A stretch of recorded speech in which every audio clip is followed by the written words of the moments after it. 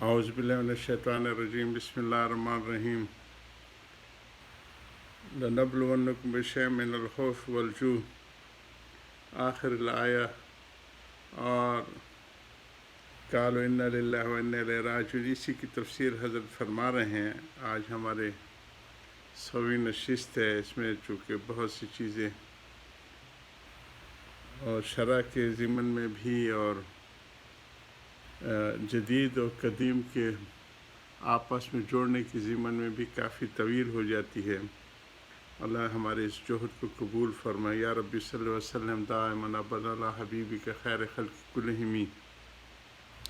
حضرت فرماتے ہیں اب اس کی حقیقت بھی واضح ہو گئی اور ثابت ہو گیا کہ صبر کے معنی حبس نفس علی اعمال ہیں، یعنی حبس نفس علی احکام اللہ ہے کہ اللہ کے احکام کے اوپر کاربند رہیں اور اعمال کو جو ہے مضبوطی سے کریں، یعنی نفس کو اعمال، طاعت اور احکام پر جمانا، احکام الہی پر جمانا اور روکے رکھنا، اس میں سب اعمال آ گئے۔ سب کے معنی میں یہ ہے علم اجعلنی صبورا واجعلنی شکورا، تو اس میں جو احکام ہیں اطاعت کے تعلق سے اور جن سے منع کیے منکرات سے، اس پر جمنا اور روکے رکھنا، اس میں سب اعمال آ گئے، جن میں تروک وجودیہ بھی آ گئے، یہ چھوڑ دینا جو ہے ان چیزوں کو بھی۔ بس حقیقت صبر استقامت علی اعمال ہے، اور اس میں ترک مناہیات بھی داخل ہے کہ گناہوں کو چھوڑ دیا جائے مطلقاً۔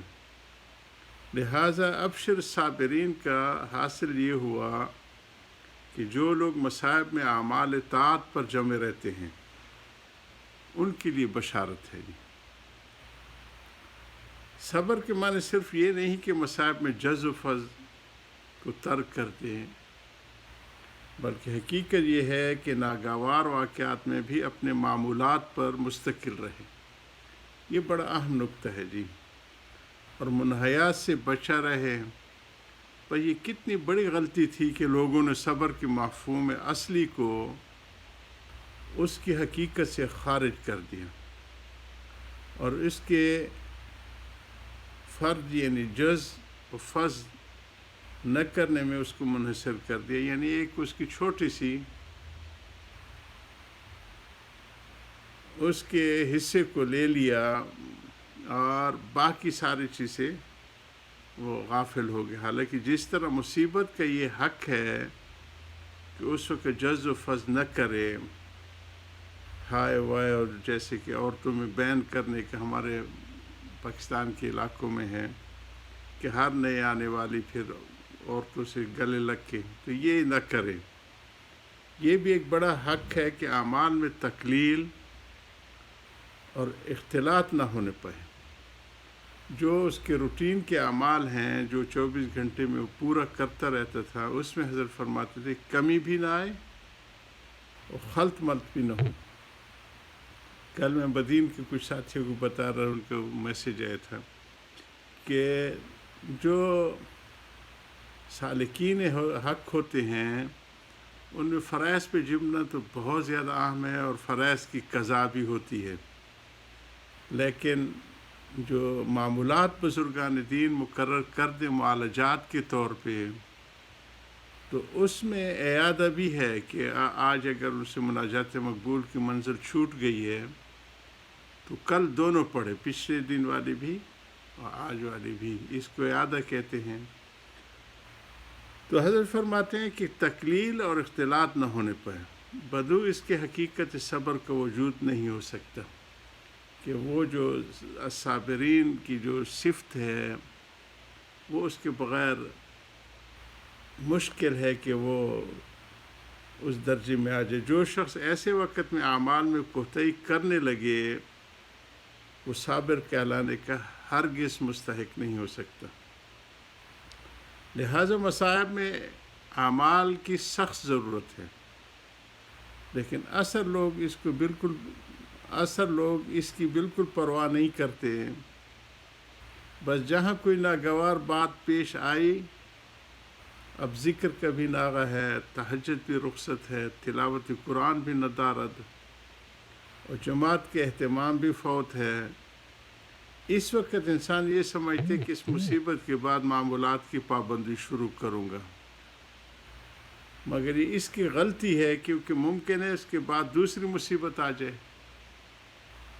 پھر یہ کہو گی کہ اس کے بعد پابندی کروں گا، ممکن اس کے بعد کوئی حادثہ ہو جائے، تو تم اسی امروز و فرو میں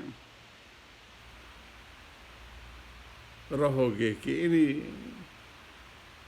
بھول بھلیوں میں اور انہی میں رہو گے، عمر بھر پابندی نصیب نہ ہوگی.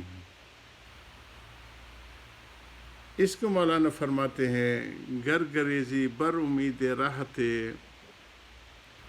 ہم ابخا پیشت عید آفتے. اگر کسی راحت یا آرام کی جگہ پر بھاگتا ہے تو اس جگہ بھی تجھ کو کوئی آفت پیش آئے گی.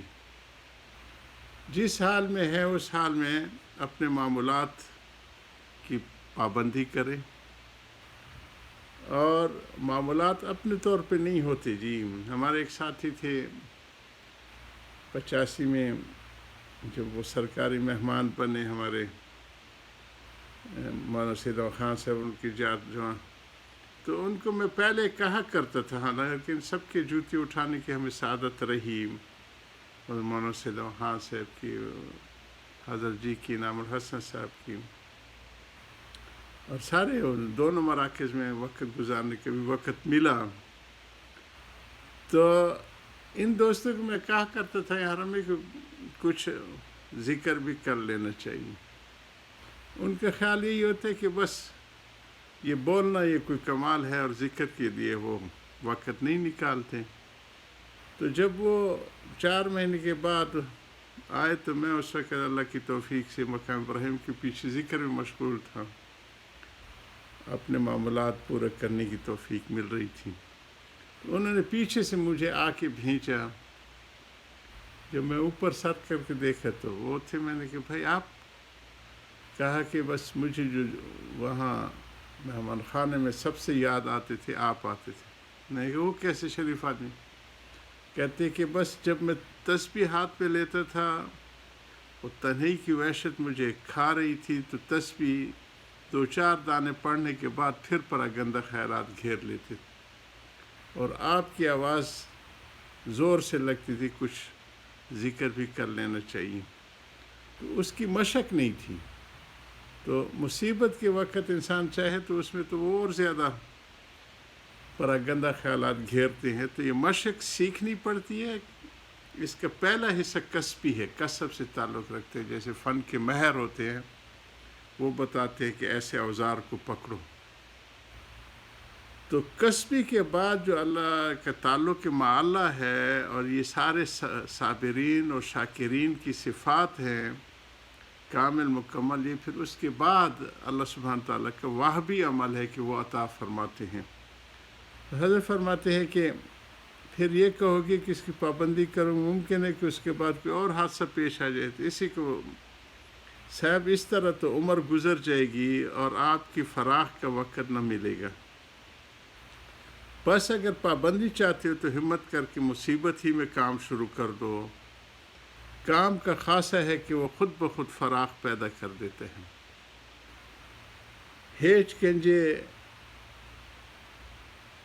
بدون و بدام نیست، بجز خلوت گاہ حق آرام نیست. کوئی شے دام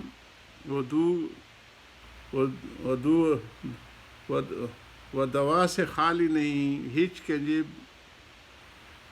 خلوت گاہ حق کے سوا کہیں آرام نہیں. انسان چاہتا ہے کہ ذکر اللہ اور اعمال طاعت سے پہلے فراغ اور راحت قلوب حاصل ہو، راحت قلب حاصل ہو جائے، تو پھر ان میں مشغول ہوں. مولانا فرماتے ہیں کہ فراغ اور راحت اس کے بغیر حاصل ہو ہی نہیں سکتی. جس کام کی تم منتظر ہو اس کا ذریعہ وہ ہے جس کو چھوڑے ہوئے ہو. حضرت کی ان باتوں کو جاری رکھیں گے، اللہ ہمیں عمل کی توفیق عطا فرمائے اور ہمارے ان بجالے کے ثواب ہمارے کابرین کو پہنچائے۔ یا رب صلی وسلم دائما ابدا علی حبیبک خیر خلق کلہم۔ ربنا تقبل منا انک انت السمیع العلیم وتب علینا انک